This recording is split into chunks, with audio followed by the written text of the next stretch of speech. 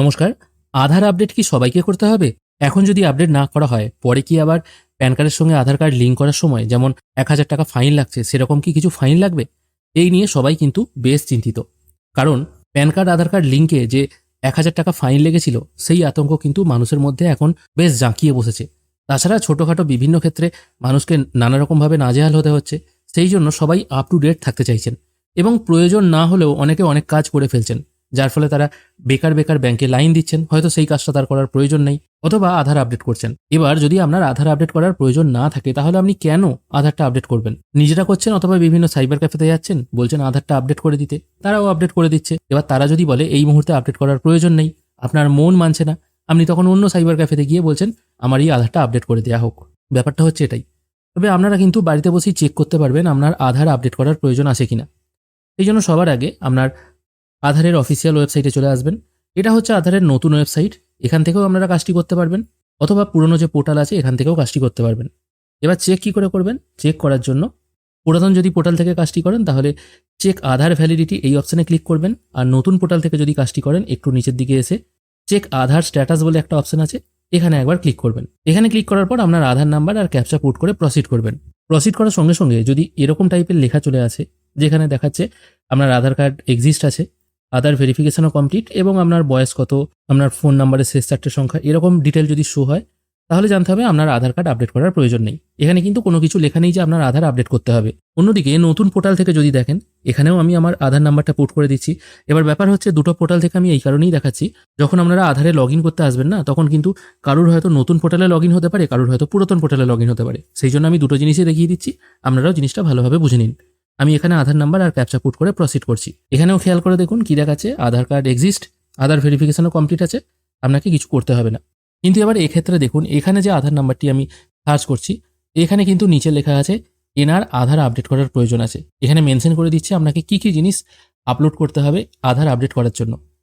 যাদের আধার number search করার সঙ্গে সঙ্গে এই টাইপের লেখা চলে আসছে, তারা জানবেন তাদেরকে আধার আপডেট করতে হবে। এবং তার থেকেও বড় কথা, যদি আপনার আধারের সঙ্গে ফোন নাম্বার লিঙ্ক থাকে, আপনার আধার লিঙ্ক ফোনেও কিন্তু মেসেজ চলে আসবে যে আপনাকে আধার আপডেট করতে হবে। আশা করি জিনিসটা আপনাদের বোঝাতে পারলাম। এবার যদি এই টাইপের লেখা চলে আসে, তাহলে আধার আপডেট কি করে করবেন সেটা আজকের ভিডিওতে বলে দেবো। অথবা আপনারা কিন্তু সরাসরি চেক না করেও সরাসরি এই ওয়েবসাইটে এসে আপনারা আধারের মাধ্যমে লগ ইন করেও চেক করে দেখতে পারবেন। যখনই লগ ইন করবেন, উপরের দিকে কিন্তু লেখা চলে আসবে যে আপনার আধার আপডেট করার প্রয়োজন আছে। আমি এখানে আমার আধার নাম্বার আর ক্যাপচা পুট করে লগ ইন করবো। লগ ইন করার পর এখানে দেখুন শো হচ্ছে আমার আধার আপডেট করতে হবে। যদি এরকম লেখা শো হয় লগ ইন করার পর, তবেই আপনারা আধার আপডেট করবেন, না হলে কিন্তু বেকার করার কোনো প্রয়োজন নেই। আপনারা জানেন আধার আপডেটের সময়সীমা 14ই জুন 2026 ছিল, সেটা বাড়িয়ে 14ই জুন 2027 করা হয়েছে। ফ্রিতে করতে পারবেন, এখনও 1 বছর সময় আছে। এখন কিন্তু কোনো রকম চাপ নেই, বা ফাইনের ব্যাপারেও কিন্তু কিছু কথা বলেনি। এরকম যদি লেখা আছে, তাহলে কিন্তু অবশ্যই আপনাকে আধার আপডেট করতে হবে। আপডেট করার জন্য আমি একটু পেজটি স্ক্রোল করে নিচের দিকে চলে আসছি। এখানে আসার পর ডকুমেন্ট আপডেট বলে একটি সেকশন আছে, এই অপশনে আপনাকে ক্লিক করতে হবে। এখানে ক্লিক করার পর আপনাকে দুটো জিনিস আপলোড করতে হবে, প্রুফ অফ আইডেন্টিটি এবং প্রুফ অফ অ্যাড্রেস। এই দুটো হাতের কাছে রাখবেন এবং স্ক্যান করে নেবেন। তারপর নেক্সট অপশনে আমি ক্লিক করছি। নেক্সট অপশনে ক্লিক করার সঙ্গে সঙ্গে আপনার সমস্ত ডিটেল আধার কার্ড অনুযায়ী এখানে শো হবে। এখানে আই ভেরিফাই এই অপশনে টিকমার্ক দিয়ে শুধু আপনাকে নেক্সট করতে হবে। নেক্সট করার পর এখানে আপনাকে দুটো জিনিস আপলোড করতে হবে, প্রুফ অফ আইডেন্টিটি এবং proof of address. Proof of identity এখানে কিন্তু অনেক অপশন পেয়ে যাবেন, ঠিক আছে? যে কোনো একটি ডকুমেন্টস আপনাকে আপলোড করতে হবে। তবে বেটার হয় প্রুফ অফ আইডেন্টিটি যদি আপনারা ভোটার কার্ড আপলোড করেন, এবং প্রুফ অফ অ্যাড্রেস যদি রেশন কার্ড আপলোড করেন। এখানেও কিন্তু ভোটার কার্ড অপশন আছে, সেম জিনিস দুবার আপলোড করলেও হবে, কিন্তু কোনো রকম অসুবিধা নেই। আমি এখান থেকে ভোটার কার্ড সিলেক্ট করে নিয়েছি। ডকুমেন্ট আপলোড করতে হবে 2 MB জেপিইজি, পিএনজি অথবা পিডিএফ ফরম্যাটে। আপলোড করার জন্য সিলেক্ট সাপোর্টিং ডকুমেন্ট এই অপশনে ক্লিক করবেন, তারপর কন্টিনিউ টু আপলোড এই অপশনে ক্লিক করবেন, তারপর যেটা আপলোড করতে চাইছেন সেটা সিলেক্ট করে আপলোড করে দেবেন।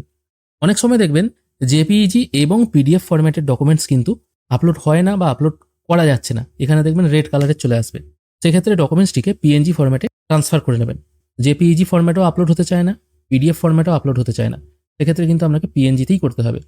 এবার পিএনজিতে করার জন্য কি করে কাজটি করবেন, গুগলে সরাসরি লিখে দেবেন জেপিইজি টু পিএনজি কনভার্টার। এখানে অনেকগুলো অপশন আছে, যে কোনো একটি অপশানে বা যে কোনো একটি ওয়েবসাইটে আপনাকে ঢুকতে হবে। তারপর এখান থেকে যে ফাইলটি আপনি কনভার্ট করতে চাইছেন সেটা সিলেক্ট করবেন। আমি এখান থেকে একটি পিডিএফ সিলেক্ট করলাম, দেখতে পাচ্ছেন এটা একটা পিডিএফ কপি। এখানে দেখুন পিডিএফ থেকে পিএনজিতে কনভার্ট হয়ে যাবে।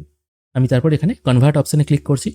দেখুন একটুখানি সময় নেবে, দেখুন কয়েক সেকেন্ডের মধ্যেই কিন্তু এটা কনভার্ট হয়ে গেল। কনভার্ট হয়ে যাওয়ার পর এটাকে ডাউনলোড করে নেবেন। ডাউনলোড হওয়ার পর সেই ফাইলটিকে আপলোড করবেন। আবারও বলছি, জেপিইজি এবং পিডিএফ ফরম্যাট অনেক সময় কিন্তু আপলোড হতে চায় না, সেক্ষেত্রে আপনারা পিএনজি ফরম্যাটে আপলোড করবেন। আমি এখান থেকে দুটো ডকুমেন্ট সিলেক্ট করে নিয়েছি, তারপর এই অপশানে টিকমার্ক দিয়ে নেক্সট অপশানে ক্লিক করব। তারপর এই টাইপের একটি পপ আপ আসবে, এখানে আপনাকে ওকে করতে হবে। ওকে করার পর দেখাচ্ছে আপনার এই যে সার্ভিসটি আছে 14/6/2027 পর্যন্ত ফ্রিতে আছে, কোনো অসুবিধা নেই, মোটামুটি এখনও 1 বছর সময় আছে। তারপর সাবমিট অপশানে ক্লিক করবেন। সাবমিট অপশানে ক্লিক করার সঙ্গে সঙ্গে এই টাইপের একটি স্ক্রিন চলে আসবে, যেখানে দেখা যাবে আপনার কাজটি কিন্তু কমপ্লিট হয়ে গেছে। এখান থেকে আপনারা এই পিডিএফটি ডাউনলোড করে রেখে দেবেন। এটাই হচ্ছে প্রুফ যে আপনি আধারটা আপডেট করলেন। এইভাবেই কিন্তু আপনারা খুব সহজে আপনারা বাড়িতে বসেই আধার আপডেট করতে পারবেন। আপডেট করার আগে যদি বাড়িতে বসে কাজটি করতে না পারেন, অবশ্যই একবার মোবাইল থেকে চেক করে দেখবেন আপনার আপডেট করার প্রয়োজন আছে কিনা। যদি আপডেট করার প্রয়োজন থাকে তবেই করবেন, না হলে কিন্তু কোনো রকম প্রয়োজন নেই। আশা করি আপনাদেরকে জিনিসটি বোঝাতে পারলাম। আজকের ভিডিও এখানেই শেষ করছি। ভিডিও যদি ভালো লেগে থাকে অবশ্যই একটি লাইক করবেন। ভিডিও দেখার জন্য অসংখ্য ধন্যবাদ। ভালো থাকবেন।